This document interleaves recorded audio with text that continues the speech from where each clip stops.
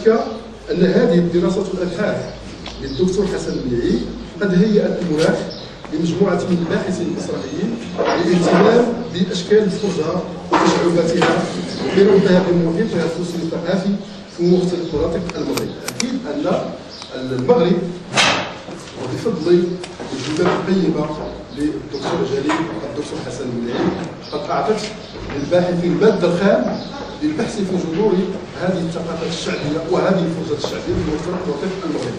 أكيد أن هناك مختبرات الآن تقام كما شرح السيد الرئيس في يقول لتطوان من كلية الآداب ومختبر يشتغل على الفرجة خارج الأكاديمية. وهناك أيضا مجموعة من الباحثين كحسن الفراوي مثلا التي اشتغل على الفرجة مع الدورية الفرجة في ميزانية المسرح المغربي للبحث في أصول الثقافية. كذلك هناك مجموعة أيضا من الباحثين الذين اشتغلوا على تراث على فرجات او اشكال الفرجه في مناطقهم خصوصا بالذكر حسن المسفي وسعيد الناجي سعيد الناجي يعني يلفت في هذا الاتجاه ايضا، وكذلك سعيد الكريمي والدكتوره سعاد ابراهيم وغيرهم من الباحثين الذين تكلموا على الدكتور حسن المليعي والذين اشرفوا الذين ساروا في هذا الاتجاه من خلال النبش في ذاكرة مناطقهم الخاصة والنبش على بلورة هذه الأشكال الفرجوية وإمكانية توظيفها مسرحيا بالخصوص خاصة يتعلق الأمر بالفروق التي تشتغل على المسرح، بما أنه يقدمون كمادة خام للفروق التي يمكن أن تشتغل عليها. قلت إذا هذه الدراسة الأبحاث للدكتور حسن المليعي قد هيأت مناخ مجموعة من الباحثين المسرحيين للاهتمام بأشكال الفرجة وتشعباتها وبربطها بموقفها السوسي الثقافي في مختلف مناطق المغرب، وهي في حاجة اليوم إلى المزيد من الاهتمام والدراسة والتصنيف. لذلك يقول الدكتور حسن المسفي لا بد من استحضار بعض المعطيات المتصلة بمفهوم الفرجة، لا سيما في ظل الاهتمام العلمي المتزايد لدى بمختلف جوانبها وابعادها، وكذلك باعتباره مبحث قائم بذاته مؤطرا بما اصبح يعرف في المحافل الاكاديميه لدراسه الفرجه. لقد القت هذه الدراسه الضوء على الفرجه باعتبار علاقتها بحياه الفرد والجماعه على حد سواء، راشده مختلف تمثيلات الانسان عن وجوده من خلال طبيعه الفرجه التي يخلقها ويسير في عوالمها. انتهى كلام الدكتور حسن يوسف. ومن هذا المنطلق فهذه الورقه التي اقدمها اليوم تروم الحديث عن بعض الظواهر الفرجويه لمنطقه فكله بتنجدل، والتي تخص بالاساس الاحتفالات التي تواكب عيد المولد النبوي الشريف وتلك التي تتعلق بالطقوس وتعليق الاعراس في المنطقه. فضل الاحتفالات بموسم الدربه او هناك مناطق اخرى تقول الاحتفال باسم خان او هناك يقولوا الدناوه، بما ان كل ولكن منطقه جداد لها مميزات خاصه ان يقام موسم يسمى دربه، وهو عباره عن موسم يقوم به مجموعات دناويه بمنطقه فكره وتخص باساس الاحتفالات التي تواكب عيد المولد النبوي الشريف، وذلك يتعلق بطقوس وتحقيق الاعراس بالمنطقه. وهذا الاحتفال بموسم دربه التي تقيمه فرقه اسم خان بالمنطقه كل سنه، وعليه فإن دراسة هذه الفرجات بالمنطقة يستدعي منا النظر إليها من زاوية مختلفة رغم التداخل القائم بينهم. الجانب الأول ويرتبط بالمقدس وله بعد ديني، وإن لم يخلو من مزج بينه وبين التقاليد والعادات المتبعة في المنطقة. ويتعلق الأمر بالفرجة المصاحبة لعيد المولد النبوي الشريف وما تحمله من دلالات رمزية ودينية لا تخرج عن السياق العام الذي تقام فيه هذه الاحتفالات لمجموع مناطق المغرب. أما الجانب الثاني وله علاقة بالطقوس والعادات في المناطق وفي المنطقة، ويضم أشكال مختلفة ومتنوعة للفرجة مثل الطقوس المصاحبة للأعراس أو التي تقام في احتفالات الدردبة، إضافة إلى فرجات أخرى لها ارتباط بالموسم الفلاحي كتلقيح أشجار النخيل والزيتون أو أشجار الزيتون، وكذلك فرجات أخرى خاصة بالحفاظ على التقاليد والعادات كليلة الباروك. وليلة الباروك التي تقام بالموسم الوالي الصالح في الوالي. أكيد أن الجزائريين ربما سيعرفون سيدي الهواري لأن في منطقة تجدد مدفون وابنه بالجزائر. قلت الوالي الصالح سيدي الهواري لدى قبائل المرابطين بقصر الزاويه. طقوس الاحتفال بعيد المولد النبوي الشريف بمنطقه فكه. بخصوص هذه الاحتفالات المصاحبه لعيد المولد النبوي الشريف فتتم في شكل طقوس متفرقه وتبتدئ بشهر كامل قبل حلول موعد المولد النبوي الشريف، خاصه لدى طلبه المسجد الذين يكون لهم موعد كل مساء بعد صلاه المغرب مع فقيه المسجد لتلاوه البرده جماعه، خاصه بعض المقاطع التي يتلوها الفقيه من بعد طلبته، وعند خروجهم كل مساء يرددون امام باب المسجد بصوت عالي عده مقاطع تحث غير المصلين بالرجوع الى الهدايه كما تذكر المصلين بجزاء الحسن المستقر. تيقولوا يا ويلي اللي ما يصلي في جهنم المتبين يا سعد اللي يصلي في قبه خضراء مثل هذا. تقول طلبه المسجد عندما يخرجون من المسجد بعد ان يكونوا قد قرأوا البرده جماعه وعندما يخرجون يرددون هذه العباره. وعند صباح العيد يحضر الطلبه باكرا الى المسجد لختم تلاوه البرده. اما في المساء فالفقيه سيكون مع موعد مع الرجال الكبار الذين يكونون بدورهم اشعار البرده لينطلقوا بعد في الموكب الاحتفالي يسمى بالمصلى. هذا الموكب الذي يقومون به يسمى بالمصلى ويمشيو جماعه. يتزعمه فقيه القصر لزياره الوالي الصالح سيدي احمد مولد الذي يكون في الوقت نفسه محج عدد من القبائل المجاوره لقصر الزاويه. يتم الدوار عليه بالدوام احتفاء بهذا الولي الذي يكون اول من السلطه المطلقه حسب اعتقاد الاهالي. وعند وصول الموكب المصلى بزعامه الفقيه توقف الجميع على الدوران بالدوام ليفسح المجال لموكب المصلى كي يتدور على الوالي 3 مرات وينسحب الموكب عائدا الى المسجد متخذا طريقا اخر غير الذي جاء منه في الاول، وذلك لاختتام هذا الحفل. واذا كان اليوم الاول بذكرى عيد المولد النبوي الشريف يحتفل به من خلال مواكب الذكر وزياره الوالي الصالح لاحمد مولد، فان اليوم السابع من هذه الذكرى يكاد يكون هو الابرز في اجواء وطقوس هذه الذكرى بالمنطقه. يتم صباح الاحتفال باضحيه اليوم السابع من العيد من خلال ذبح الاضحيه، وهي عباره عن بقره او عجل الى غير ذلك، وتوزيع لحومها على افراد القبيله مثل ما تذبح القبائل المجاوره لقصر الزاويه بحياتها، ويوزع لحمه على كل منزل على حي وفق طقوس خاصه تكاد تختلف من قبيله الى اخرى، غير ان النواه الاولى في هذا الطقس هو قصر الزاويه الذي يكون على موعد في المساء لانطلاق موكب الجدبه. بمعنى خضار. هذه الظاهره ايضا مشتركه في مختلف مناطق المغرب كمثلا هذا العيسى الذي تقام فيه في اليوم الاول، ولكن بمنطقه فكه تقام في اليوم السابع. موكب الجدبه او الذي او الحضره بين قوسين يقولوا الحضره او الجدبه التي تبدا قرب الوالي الصالح سيدي احمد سيدي الهواري جد قبيله المرابطين، هم يعرفوا بالشرفاء الازاريسه بالمنطقه. يستقر الموكب بفضاء السويقه التي تجمع فيه عشود من الجماهير التي يحج إليه من القبائل المجاورة من أمازيغ وعرب وغيرهم. وتبدأ الحضارة موجهة من خلال الجدوى المصحوبة بالنقر على القبور والضرب على الجفوف وسط ارتفاع الأصوات النافرة المتناغمة وإيقاعات ويعرف بالرهبان.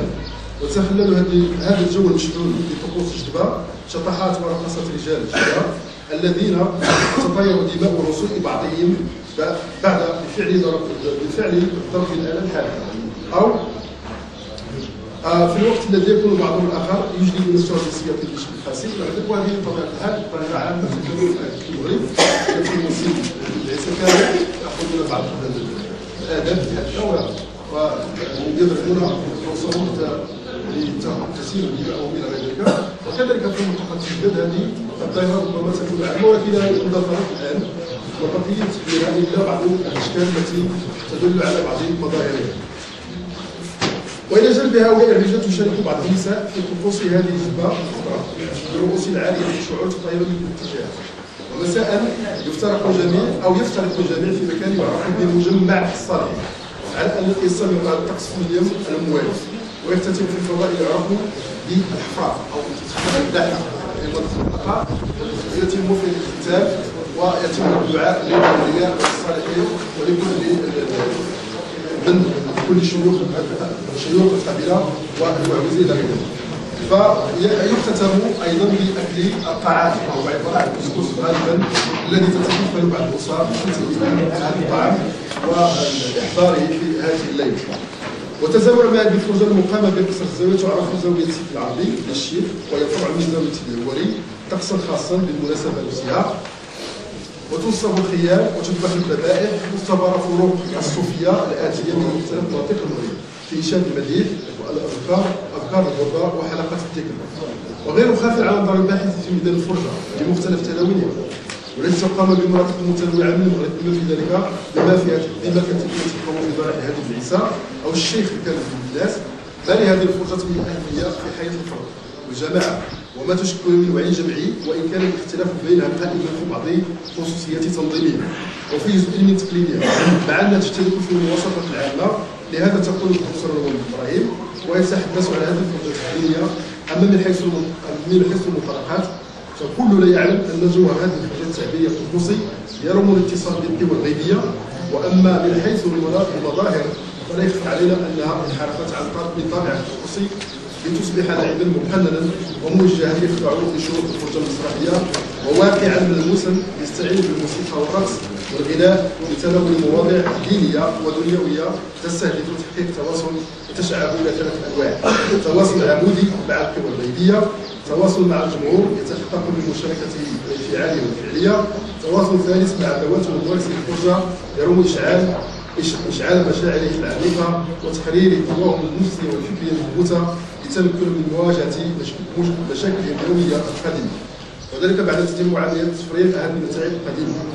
ومجمل القول في النبش في جذور هذه الطقوس الاحتفالية الدينية ودراستها بشكل دقيق بالتركيز على جمالية مواضيعها وترتيب طريقة أدائها وفق قوالب مسرحية ومعايير فنية وفكرية وثقافية سيساعد بدون شك في ثراء جوانب مختلفة من المسرح المغربي ومظاهراته لمظهره الغربي، ما دامت العلاقة بين المسرح والمقدس ترتكز أساسا على الحقيقة الآتية، وهي الإنسان ركيزة الفن الدرامي الذي استطاع أن يحقق استمراريته عبر العصور خلال تجديد أشكاله وتحويل القيم الطقوسية إلى قيم جمالية حسب تعبير الدكتور حسن الملاحي. رمز طقوس الأعراس بفتلة وأبعاد السوسيو الثقافية بمنطقة فتلة أيضا، وتحديدا من القبائل المرابطين يمكن الوقوف عند طقس آخر من هذه الطقوس الفرجاوية الذي لا يقل أهمية الاحتفال بعيد مولد النبوي الشريف بالمنطقة نفسها. تعلق الأمر بطقس الأعراس ودلالتها الرمزية التي تجسد الحفاظ على التماسك الاجتماعي، فالعرس يتم التهيئ له قبل عدة أشهر من خلال توجيه دعوات الحضور إلى مختلف القبائل المجاورة. أما من حيث العرس فيستمر أسبوعا أو أكثر من ذلك، ويخصص العريس منزلا خاصا ينزل فيه طيلة فترة العرس، ويساعد شخص يسمى بوزير. الشخص الذي يساعد العريس يسمى وزير. وبعد تبادل الهدايا بين أهل العريس والعروسة التي تكون في الغالب عبارة عن حناء وكحل وسواك وزبدة وعلب سكر، فضلا عن الهدية التي يقدمها العريس للعروسة خلال مرحلة الخطبة، ومعروفة طيع الكلاب تسمى في المنطقة طيع الكلاب، لماذا نقدم لهم هدايا صغيرة اتفقوا على أن الزواج سيتم. ولا تخلو هذه العملية من دلالة الشروق والازدياد المحبة والارتباط بين أهل العريس والعروسة، وأنهما أصبحا أسرة واحدة. وفي الليلة الأخيرة التي تسبق حفلة الزفاف يجتمع أهل العريس وأصدقائه ويلبسونه الملابس التقليدية، وهي عبارة عن جلباب أبيض ورداء أبيض وأسود وعمامة بيضاء وحذاء أيضا يسمى الزهر بيضاء. وفي الصباح الموالي يحمل العريس على أكتاف أصدقائه إلى مكان غير بعيد على منزله، وغالبا ما يكون قرب الساقية ليحمل بعدها على ظهر الفرس بحضور فروق الرقص والغناء والطرب وسط زغير النساء، وهو ما يسمى في المنطقة بالديابور. واخا الديابور ربما كلمة فيها نوع من كتلاقى الثقافة الأمازيغية وحتى العرب الذين يسكنون المنطقة يقولون له الديابور، وهو عبارة عندما يمتطي العريس صهوة الجواد أو الفرس ويسير به في مكان غير بعيد عن المنزل الذي يسكنه. وتدور الإشارة إلى أن العريس إن كان حامل كتاب الله فإنه يحمل وسط الفقهاء وهم يتلون كتاب الله، وعند وصول العريس إلى منزل أهله يدخل الجميع لتناول وجبة الغداء. ومساء تقدم العريس الهدايا التي تكون في الغالب عبارة عن علب من السكر يقدم أو أوراق مالية يقدمها شخص بالغ في تقديم الهدية، فيقول مثلا فلان وفلان قدم إلى العريس كذا وكذا، فيرد الجميع الله معاه يوم مثلا تيقولوا بحال الشكل ديال المنادي أو المربح. كل منطقة شنو كتسميه؟ في المغرب كل منطقة شنو كتسميه؟ تيقدم الهدية تيقول فلان مثلا معطى مثلا 100 درهم، والجمهور يردوا الله معاه يوم، بمعنى أنه كانوا عاملين الرضا بينهم. وبعد الانتهاء من تقديم الهدايا يحمل العريس مرة أخرى إلى مكان بعيد من المنزل فتأتي النساء محملين بالخبز واللوز والبيض وتوزع على الجميع، ويحتفظ العريس بنصيبه، فينقل بعدها مباشرة إلى منزله الخاص رفقة مساعده في انتظار رواح العروسة. رواح العروسة هي مجيء العروسة أو الدخلة، كيقولوا الدخلة كيقولوا الرواح ديال العروسة راحت، التي تكون بدورها خلال تلك الليله محفوفه باقربائها وصديقتها ومساعدتها ويسمى وزيره. ايضا المساعده ديال العروسه ايضا تسمى وزيره، فيلبسن ملابسها الفاخره ويقدمون اليها الهدايا. وفي منتصف الليل تزف العروس الى عريسها بعد ان تحمل على ظهر الفرس الذي حمل عليه العريس صباحا، وستزغرف النساء ورقصت الرجال، وتنتهي الليله بحمل مساعد العريس قميص الخلاص وتقديمه لاهالي العريس والعروس التي يحتفل بذلك حتى الصباح. هناك ايضا من بعض المظاهر الفرجويه وفيها ايضا نوع من البعد الفقهي في الفرجه، وهي التي تقام بانها تعتبر ذنبه. البعد الافريقي في الفرجه المصلحيه في المنطقه الشتويه بالمضي الاشكال الاحتفاليه تقام بالمنطقه ايضا الذين يكونوا يعرفوا بالدربه التي تقام طقوسها بقصر ابلي وهو قصر بعيد بشكل عام منطقه تيجدل. بقصر ابلي تعرفوا محج عن المجاوره للقصر خلال هذا الموسم الوظيفي الذي يعبر عن تداخل وتعايش الثقافات العربيه المزيد الافريقيه وسيرها الى الذوبان. ويمكن الوقوف على هذه الثقافه الافريقيه لدى فرقات اسم خان او اسم كان، وهناك من يقول بنوى وهناك ايضا من تقال صفه العبيد، لانهم كانوا يستخدمون من منطقه غينيا في اطار الحملات التي كانت تقام على التجاريه واستوطنوا المنطقه، او ما يطلقوا عليهم في منطقه اسم العبيد من اللباس الذي يغير في الوانه وزينته الالوان الافريقيه، كما هو الشان بالنسبه للايقاعات والاهازيج والنغمات التي تصاحب طقوس هذه الاحتفالات التي تمارس خلال الموسم الربيع، ويكون فيها الحضور الافضل لاسم خان وزوجاتهم في بعض الاحيان ابنائهم الذين يلعبون بشكل جماعي ويقدمون رقصات فنيه ذات جديديه بقصصها المباركه التي تكمن في جلب الخير والبركه ودفع الشر وتجنب المكروه، كما تهيأ اليها الطقس الأطعمة والمأكولات لجميع الزائرين. وجوهر هذه الفرجة هو تتويج لطوائف فرقات اسم خان مختلف القرى وقبائل المنطقة خلال فصل الصيف تجمع فيهم الزرع من قمح وشعير وسكر ولوز إلى آخره، وتستقبل من طرف ساكنة الفصول بالابتهاج والسرور، وتحضر الأمهات أو تحضر الأمهات ووالد الجدود وتقدم لها إلى رئيس الفرقة المعروف بسيدي مومن أو سيدي ليمون، وذلك من أجل جلب البركة لأطفالهن أو من أجل التيمم ببركة هذه الفرقة. كما تخلو السهرات الليلية لهذه الفرقة في بعض منازل شيوخ القبائل أو مقدم الزاوية من طرابين ونغابيل على إيقاعات الجهوج والآلات الإفريقية القديمة. ومجمل القول فإن هذه الطقوس الفرجاوية التي تنطوي عليها منطقة فلكنا لا تزال بحاجة إلى رعاية ودراسة وأبحاث أكاديمية، خاصة وأن تراث المنطقة إضافة للإهمال الشامل الذي لازمه وما يزال يعتبر من أنواع التراثية القديمة التي تعبر عن جمهور التعايش اللساني من خلال مختلف الثقافات العربية الأمازيغية الإفريقية، والتي تعد المادة الخام لتحويل هذه الدورة الفرجاوية إلى مسرح حقيقي يعبر عن ضمير المجتمع ويقدم إليه حلول خاصة في بعض قضايا المستقبلية.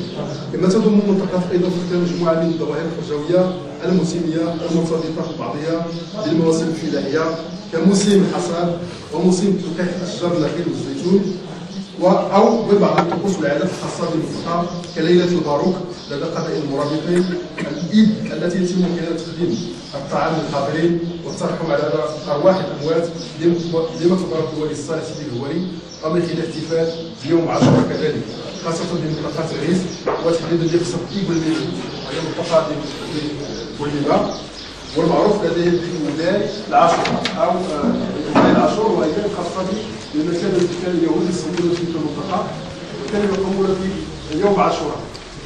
والان بقي الاحتفال بمنطقه بوليبا يقام كل سنتين من خلال لبس اقنعه ضخمه الى غير ذلك، ويقومون بعض الفرجات الشعبيه في المنطقه ويسمونها ولاي العاشور عاشور ديال اليهود، والذين ادخلوا فرجتهم من البسط والتهريج من خلال تناول الشخصيات اليهودي لمختلف الجوانب في الحياه العامه والمهنيه. ويستخلص مما سبق ان هذه الاشكال الفرجويه سواء المتعلقه بمنطقه الخدمه وغيرها في منطقه المغرب تظل دائما في حديث دراسات وابحاث اكاديميه من خلال الجامعه للمحتوى الاجتماعي حتى تصل الباحث الجامعي دورتها في اشكال بحوث وابحاث جامعيه، كما لا ينبغي اغفال دور المصرفيين المغاربه في تحويل هذه الاشكال الفرجويه الى نصوص دراميه والى اعمال فنيه وجماليه، ولا شك ان هذه الفئه يمكن ان يعطى قوات من ابناء ريبرتوار المسرح المغربي ويفتح امامه افاق جديده في المسار التجريبي للمسرح الدراماتي. وشكرا. نشكر الدكتور محمد الحميدي الذي عرفنا من خلال هذه الورقه على منطقه فركده جغرافيا ومن عده جوانب، وخاصه من ناحيه الدروس اليوميه الدول الشهريه، حيث عرفنا على مواكب مراسم الزواج طقوس، وعرفنا ايضا على مجموعه من المقاطع الشعريه التي يدلوها عندما يدعون اصدقائهم او الناس في الصلاه، وما جعلني اربط هذه تلك الويل لما يصل اليه جهنم بالدخله الثانيه التي سوف نتقدم بها الاستاذ مصطفى السميع العلوي، ورقه تعريفيه مدير سابق لدور الثقافه بأسيوط تجداد، عضو باكاديميه المملكه المغربيه للرباط، رئيس جمعيه الاعلام الملحون بتفعيلات، صاحب ديوان انشاء الملحون عنوانه السر المكنون في الشعر الملحون، عضو في الجوق الوطني لفن الملحون في مسرح محمد الخامس، عازف على جميع الالات الموسيقيه. عنوان المداخله طبعا او موضوع المداخله هو الزجل وروافده الثقافيه الشعبيه عند احمد الطيب العلي، يعني كان مشكور، وارجو منه من هذا اللقاء ان يوجز ويوقف حتى نستطيع ان نواكب المسرح. شكرا سيد الرئيس. السلام عليكم ورحمه الله تعالى وبركاته. حضرتك السيدات والساده الاساتذه، سيد الحضور الكريم، سبق لي البارحه ان تحدثت عن الزجل او قراءه مسار احمد الطيب، الا ان الجلسه لم ترتقي بالمستوى المطلوب نظرا لغياب الجمهور، وكانت قليله حاضره معنا في هذه الصبيحه، وكان من المفروض ان القي محاضرتي هذا اليوم رسميا، الا ان البارحه بلغت فراغ غياب الاساتذه الذين يحضروا في حينها. ولا باس ان اتقدم مره ثانيه بالشكر الجزيل لمدينه فيديك التي استضافتنا والمنظمين لهذا المهرجان الاول للمسرح الدولي، وتقريبا كذلك باخواننا الذين جاءوا من العراق ومن سوريا ومن الاردن ومن فلسطين ومن ليبيا والجزائر واخواني في المغرب. فظاهرة الزجل لكل شعوب ثقافتها ولكل عالم فرجته ولكل أناس مقامه في الكلام وتأثيراتهم في وصف أو التعبير عما يخرجهم من مشاعر جميلة، إما في حالة فرح أو في حالة حزن. فالزجل كلام يخرج أو تتنفس به النفوس، ولكن العكس في المسرح فهو فرجة أو فرجة يفرج عن النفس داخل الروح. فالزجل في المغرب أنواع منه الرعوي والطقسي إلى الحداثي، ومن الشفوي والتقليدي إلى النصي، ومنه القطري والمحكي إلى الكتابة. وقد أبدع في هذا الفن أكاديميون وأساتذة فنانين وحرفيين وأناس بسطاء حتى شاع الزجل في ربوع المملكة. وإذا قسمنا المملكة نجد في كل منطقة لها زجلها ولها كلامها كما وصفه العالم العلامة ابن خلدون في كتابه مقدمة ابن خلدون أن الزجل هو عروض البلد. ففي الشمال مثلا نجد الزجال وكلام يسمونه بالعيطة الجبلية أو الطقطقة الجبلية. وفي الشرق نجد شعراء وزجالون يتغنون بالنقادي والميسوري والنهيري والشطيبي ثم الراي. وفي الجنوب الشرقي نجد الاهتمام الكبير بالزجل القديم تاريخيا منذ القرن العاشر عند رجالة الملحون. ونجد كذلك نوع من الزجل ما يسمى كما قال ابن خلدون عروض البلد ألا وهو البلدي.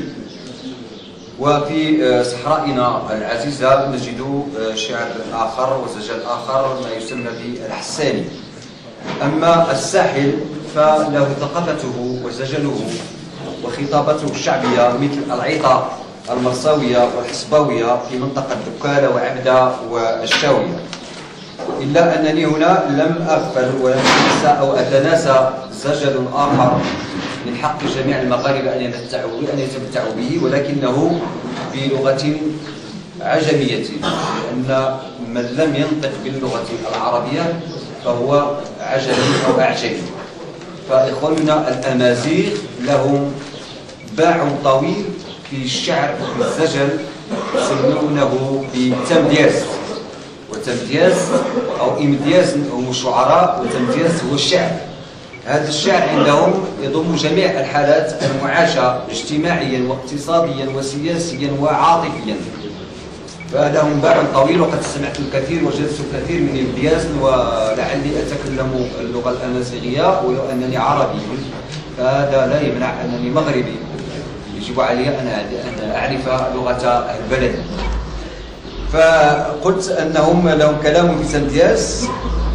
قد نجد القصيدة تبتدئ بتمويت، وتمويت عند الأمازيغ هو الموال. والصعب جدا إذا أردت أن تمتحن مغنيا فابدأه بالموال، لأن الموال له مقامات، له درج موسيقي يجب أن يحترم. أما ما بداخل القصيدة فلها مقاماتها ودرجها الموسيقي وطبوعها وكذلك قافيتها.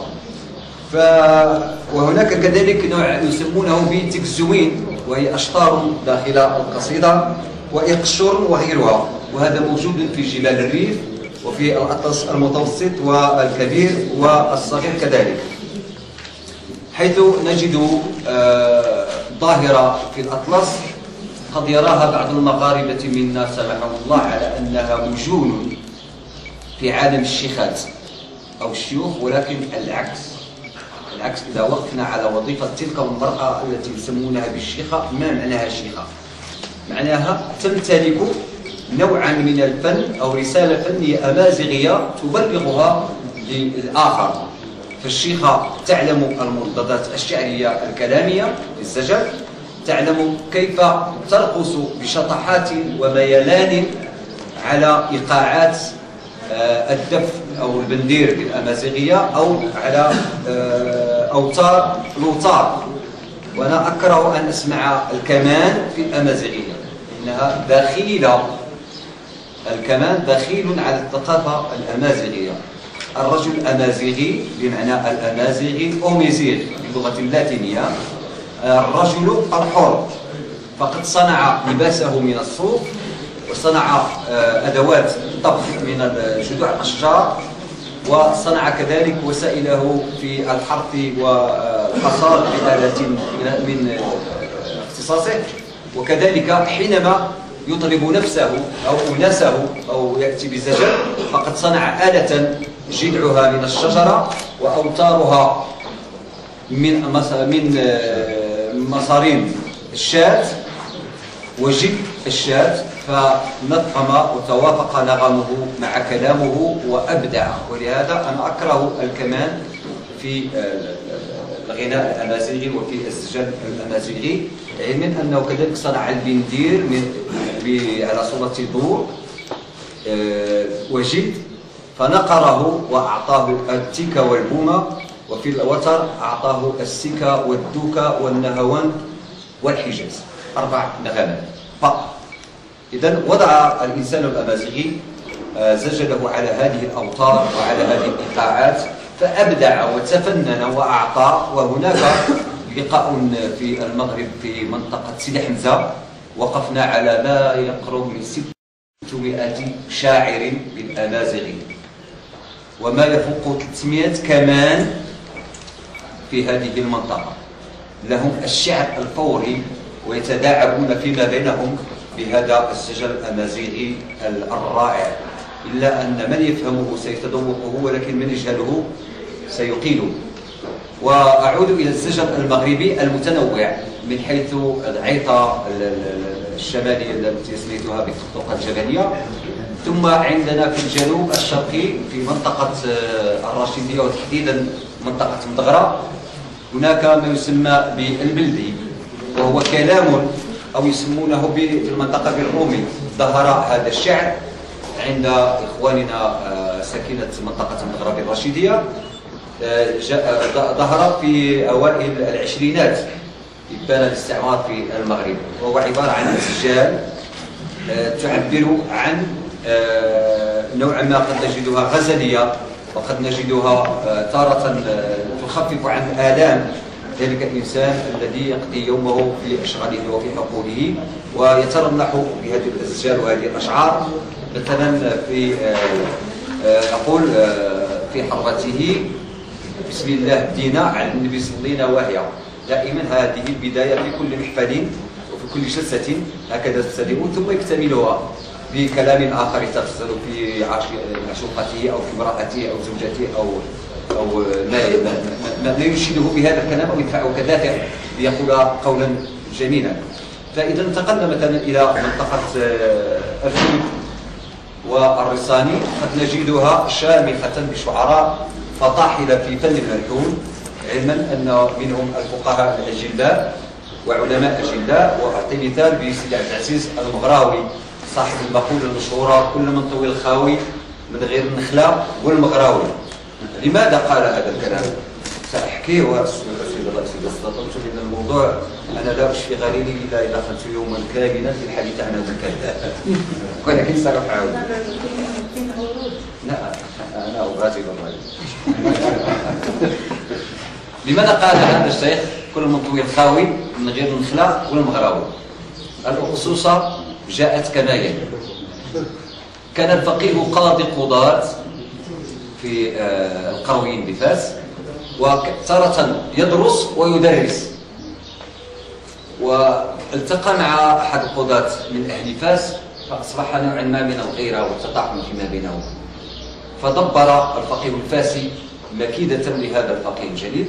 كان طويل القامة حوالي 2 متر و10 سنتيمتر. هذا دليلي أن أنا زرت قبره في قصور مدغرة حينما تبتعد عن الرصاني بحوالي 7 كيلومتر أو 8. بقصة عن السجين موجود قبره إلى الآن، ملاحظ أنه يختلف عن كل القبور بطوله ويتبركون منه لأنه كان عالما علامة. لما الفقيه الفاسد دبر له هذه المكيدة وصى الخادمة في البيت قال له أجي عندي المحضرة قولي لي العصر راه بغى المات. قالت له حفظ الله على سيدي نجي. فعلا بعد العصر لما أراد أن يقيم الجلسة أو الحلقة القرويين قالت له نعم سيدي راه بغى المات. وقف الكلام قال لا حول ولا قوة إلا بالله. قال له ماشي نشوفوها بنتي شي صحراوي هذا كاع هذه نوفاس ينطقون بالراء وليس بالراء، نشوفوا شي صحراوي. الفقيه سيدي عبد العزيز المدغري عبد العزيز المغراوي لم يكن الطلبة أو العلماء كثيرون، كان وحده صحراوي. قال أنا سيدي صحراوي. قال له لا أنت نابلس قالوا لا أنا ماشي جيب. خرج بقدرة قادر مع الفقيه والخادمة وبعض الطلبة. لما دخل إلى الرواء وهو الإسطبل كان البغل حيا فسقط بإذن الله ميتا. قال له باش نعلوها الفقيه هذا. قال له سيدي أنا غادي نجرب. بدا الفقيه كيجرب في البغل بحال شاكو ومرا بزقاق فاس، ولهذا سمي إلى حد الآن تاريخيا زقاق البغل. من زار مدينة فاس لابد أن يمر في المدينة العتيقة، لابد أن يمر بزقاق البغل. كلما مر الفقيه وهو يجر البر إلا وتسقط الجدران والبيوت، حتى تعرضوا له بالصبيان والنساء وكرموا له العار يتزوجوا فيه، توقف الفقيه. وهنا قال من كل من طويل خاوي غير النخلة والمغراوي، ومن لم يذكر في شعر الملحون النخلة فليس بشاعر. وقد ذكرت النخلة في عدة قصائد وسبق لي أن ذكرت ذلك في قصائد. وهنا قلت في الشعر الملحون هناك زجل رائع، إلا أن في الملحون قد نجد وحدة الموضوع وله قياساته ومقاماته وعروضه وطبوعه وإيقاعاته، علما أن الزجل في الملحون لا بد أن يخضع إلى ميزان وقياس وبحور في الشعر العربي، إلا أن لهذا نسميه بالشعر أو الفصيح المهجور. هذا كلام فصيح في اللغة ولكنه مهجور عند العامة لا يستعمل.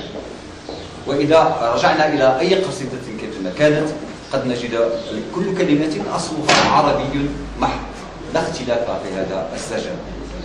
وفيه ما يكفي من الأدعية والتوسلات والابتهالات. هكذا بدأ الملحون بمنطقة محافظة، وبرز كذلك بالالتزامات في الكلام والاحترام العام للعائلات وللمحيط العام، إلى أن ظهر بوعمر.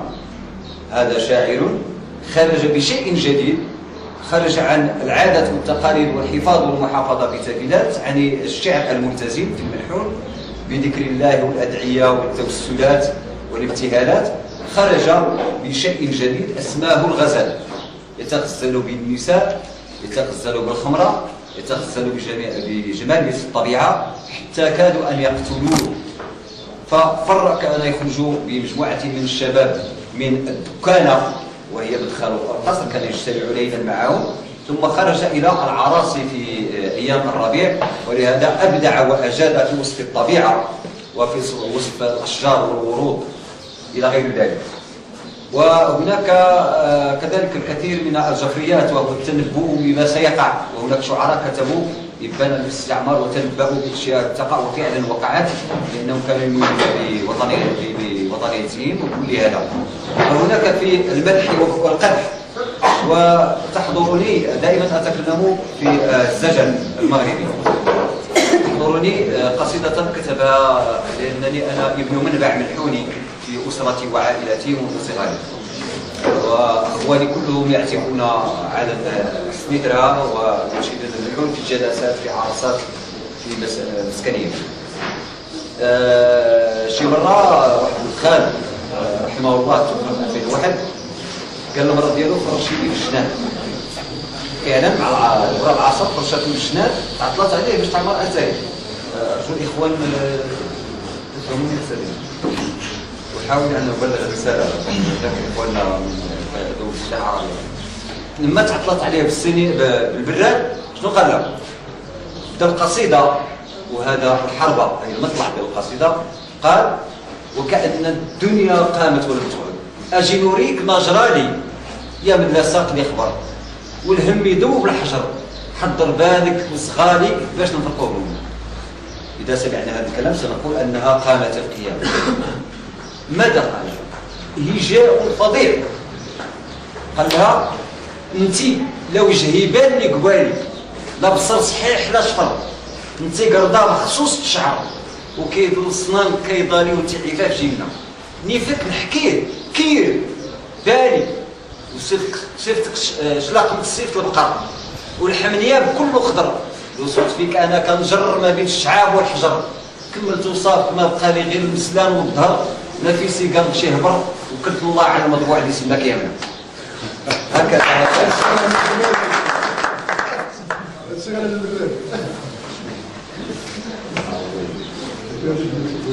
انا كنظن هذا يجرني واجد ضلت بالتي في هذا الكلام، ولكن غادي نتمسك بنا اذا اسمحكم لم المس جميع الجوانب نظرا لضيق الوقت واحتراما للاخوان.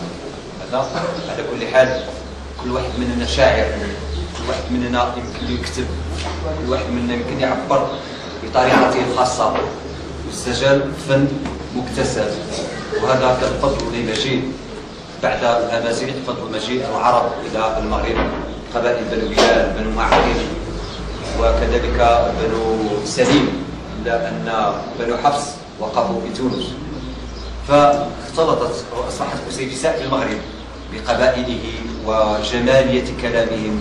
فانا اعشق اهل فيكيك وبعرفه وميسي ووطة الحاج في كلامهم واشعارهم، وقد سمعنا البارحه نماذج من هذه الاشعار اذا وضعتها في ميزان الملحون اقسم لكم بالله انها تغنى بطريقه ملحونه. فاخواننا الجزائريين يغنونها بطريقه غرناطيه، يغنون الملحون المغربي بطريقه غرناطيه. في تونس وفي ليبيا يسمونه بالمألوف. صحيح استاذ؟ نعم. اذا اعتذر مليون مره واكتفي بقدر يفتح المجال الى اخواني زمني في البحث عن بركشو. للاسف سمعت ملاحظه من ابناء هذا البلد سالني في اي موضوع ستبحثين او قلت سابحث في بركشو. قال لي بكثير من التحقير والتنقيص الم تجدي موضوعا تبحثين فيه سوى هذه الاشياء التافهه.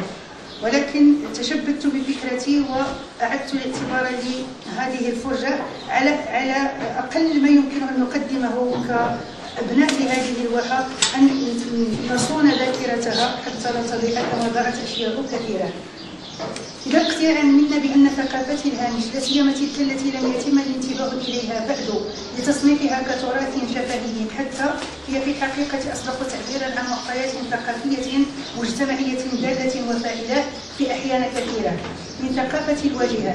لهذا السبب ارتأينا أن نولي عبر البحث العلمي للمظاهر الثقافية لواحة فيجيج كبير اهتمامنا لما وجدنا فيها من قضايا جديرة بالمساءلة والمتابعة.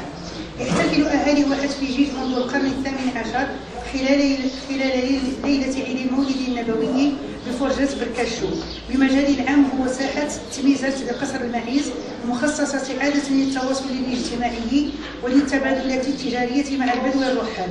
قد يبدو هذا الاحتفال مجرد فرجة بريئة تنبثق من رحم الحياة الفيجيجيين البسطاء، إلا أنه في واقع الأمر ليس كذلك، فهو يقوم على تقنية القناع لجمهور مقنع في غالبيته بحكم السلوك اليومي الذي تضبطه قوانين ومشاركات محافظة في الظاهر، وتلح على الفصل بين مجال المذكر ومجال المؤنث، وبين مجال المسيطر لدومينو فون بورديو الذي هو للأجداد والآباء، ومجال المسيطر عليه لدوميني وهم النساء والشباب والأطفال.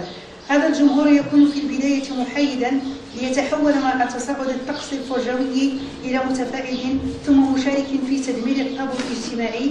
فهل نسمي فرجة بركشو احتجاجا أم تمردا أم طريقا نحو تثوير ذهنية مجتمع واحي تصر على أن تظل المشركة الواحية قطعة من الماضي، وذلك بواسطة اللعب المحرر الذي يستثمر فنونا بصرية كالرقص وتشكيل لوحات عرض متحرك بواسطة المشاعل، كما يستعين بالموسيقى الإفريقية دندون لتضفي إحساسا عميقا بروحانية الفرجة وتدفقها من رحم ثقافة تسوقها الجغرافيا والدين والتاريخ المشترك لإثنيات متنوعة تجاذبت علاقات التأثير والتأثر داخل واحة فيجيج. إن مساءلة فرجة بالكرشو باعتبارها مسرحا لا مجرد شكل فرجوي كما تبنينا ذلك في أطروحتنا يؤول بنا إلى تحديد أسسها ومرتكزاتها كالآتي: أولا، انبثاق الفرجة من منابع أصيلة لثقافة الواحة، حيث استجابت بتلقائية لحاجات فكرية وجمالية اقتضاها أسلوب حياة خاص داخل مشاركات تؤسس علاقتها على السلطة الذكورية والعمرية. ثانيا، انطباع هذه الفرجات بمعطيات حياة اجتماعية واهية تضبطها قوانين وأعراف القصور، كما المناشط الاقتصادية المرتبطة بزراعة النخيل وما يتصل بها من زراعات معاشية منجزة بروح التويزة والعطاء والتقاسم والمقايضة. ثالثا، اتخاذها شكل طقس احتفالي متنازع بين المقدس والمدنس، لأنها من جهة تقدم في مناسبة عيد المولد النبوي كحدث ديني له وجهه الرباني، ومن جهة ثانية تبنيها خطابا مضمرا يخلخل ما هو بشري، الصورة والذهنيات والتراتبيات والإقصاءات. إنما يستعرضه بالكشو يتجه بالأساس إلى تعرية الطابع الاجتماعي وتدمير السلطة المؤسسة له، كما ينبض برغبة الخصوبة ضدا عن يباب الواقع الطبيعي والاجتماعي. رابعا، اعتمادها على فن العرض والأداء سكونابيل لو بيرفورمينغ، من حيث وضعها جسد مؤدي في صلب الفرجة المسرحية. وحسب أندريا لوغيي فإنها تحدد فن الأداء في 5 أبعاد: أولها فن الجسد لو بودي آرت، الذي يستعمل جسد المؤدي ليعرضه للخطر، فتتجاوز بذلك هذه الفرجة مسرح الدراما الذي يركز على الوحدات الثلاث: وحدة الموضوع والزمن والمكان، إلى مسرح ما بعد الدراما الذي لا يهتم بالصراعات بقدر ما يهتم بوسائل التعبير عنها وتنوعها، كما أنه لا يسعى إلى تحقيق شمولية التركيب الجمالي، وإنما يسعى إلى إضفاء طابع تشظري لهذا التركيب، الأمر الذي يقوي له اكتشاف عالم جديد للفرجة. خامسا، اندراجها في إطار عدد من المسارح التي نظر لها علماء المسرح، كما هو الحال عند شيشنر في مسرحه البيئي الذي دعا فيه إلى ممارسة تهجس بإقامة علاقات جديدة على خشبة المسرح من خلال التفكير في المتفرج انطلاقا من البعد أو القرب من الخشبة، والتفكير في تقليص التمييز بينهما، ثم مضاعفة نقط الضغط في الفرجة. كما نقرأ في تحققاتها مفاهيم مسرحية غربية لم تنقلها ولم تستوردها، بل تشكل هذا النوع من الطقوس الفرجوية التي ارتمى في حضنها غربيون مفتونون بسحر المنابع من أمثال بول كلوديل وأنطونان أرتو وجيرزي بروتوفسكي وإيجيل باربا وغيرهم كثير، لأنهم اكتشفوا في كونه المسرحي حقيقته كالمسرح الفقير والمسرح الطقوسي والمسرح الخالص والمسرح الدائري والمسرح الإيمائي والمسرح التاريخي. وهذا المفهوم هو مفهوم التمسرق أو الرقية الخالدي. سادسا، استفادة فرجة بالكشو مما يمنحه الفضاء العام من توسيع دائرة المتفرجين، لأنها موجزات خارج جدران اللغة الإيطالية وأدبيتها. سابعا، تحررها من سلطة النص مما يضع المتلقي أمام احتمالات الكتابة. ثامنا، توفقها في تعزيزها كفرجة بالفرجوي السبيكتاكولار الذي تحدد ملامحه وأبعاده نسق التبادلات الثقافية للمشاركات المتعايشة بين جسد يؤدي وعين تتفرج. فالفرجوي هنا في الغالب مرئي، وقد يكون مسموعا أيضا عبر وسيط اللغة والحكي لحل مشكلة المرعب في المسرح، كما ذهب إلى ذلك أرسطو. والفرجوي أيضا هو ناقض المعرفي والعقلاني، وهو العظيم أو الضخم أو الفوق طبيعي أو السحري أو العجيب أو المنفر أو الجروتسكي أو الرهيب. يبقى عاجزنا كباحثين أن نخرج هذه الفرجة من وضعية تحنيط داخل واجهة زجاجية تزج بموروثنا فيها لنتعامل معه كفولكلور ليس إلا وغالبا ما يهرول من يحسبون خطأ على مشهد البحث والثقافة في المغرب لتقديمه للأجنبي كمنتج بمذاق ونكهة الغريب الإكزوتيك.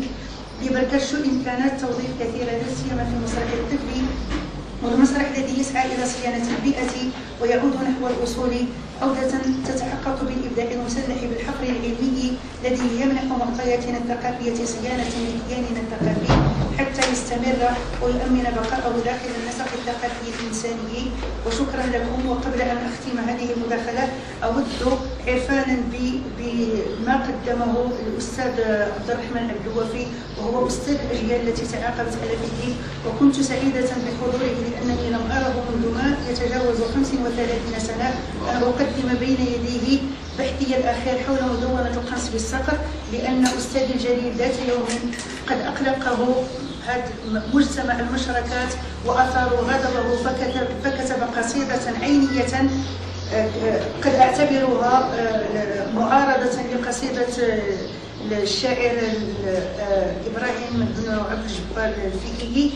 فأتمنى أن يتقبل أستاذي، وأنا هو في مثابة أخي الكبير وفي مثابة والدي، وكنت أحلم يوما بأن أدرس عنده لكن لم يحدث ذلك. أحمد له في قلبي كثير الامتنان والمحبة، وأقدم بين يدي أستاذي هذا الكتاب، وأتمنى أن أقدم بين يديك كل مشاريع بحثي التي أخصصها لك.